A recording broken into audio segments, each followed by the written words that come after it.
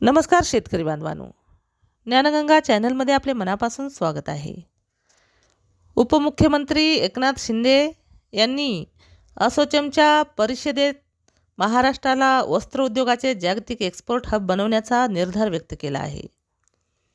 राज्यात उत्पादित होणारा कापूस आणि त्यापासून तयार होणारी उत्पादने थेट परदेशातील बाजारपेठेत पोहोचतील. राज्याला जागतिक एक्सपोर्ट हब बनवण्याचे राज्य सरकारचे उद्दिष्ट आहे. फार्म टू फॉरेन संकल्पनेतून कापूस उत्पादनापासून जागतिक फॅशन बाजारपेठेपर्यंतची साखळी अधिक मजबूत केली जाणार असल्याचे उपमुख्यमंत्री एकनाथ शिंदे यांनी सांगितले आहे.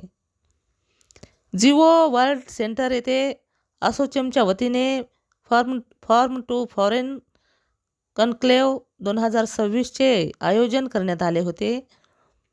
पंतप्रधान नरेंद्र मोदी यांच्या विकसित भारत 2047च्या संकल्पनेला बळ देण्यासाठी राज्य सरकार 5F संकल्पनेवर काम करत आहे.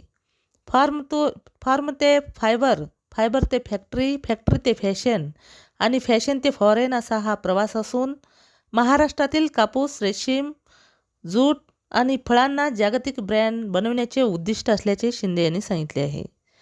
राज्याची टेक्स्टाईल हब म्हणून असलेली ओळख अधिक बळकट करण्यासाठी नागपूरमधील PM मित्रा पार्क आणि अमरावती टेक्स्टाईल क्लस्टर महत्त्वाची भूमिका बजावतील.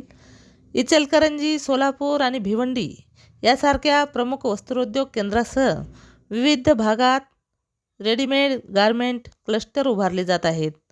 उत्पादन वाढवण्याबरोबरच उद्योग ग्रीन, डिजिटल आणि पारदर्शक करण्यावर सरकारचा भर असल्याचे शिंदे यांनी सांगितले आहे.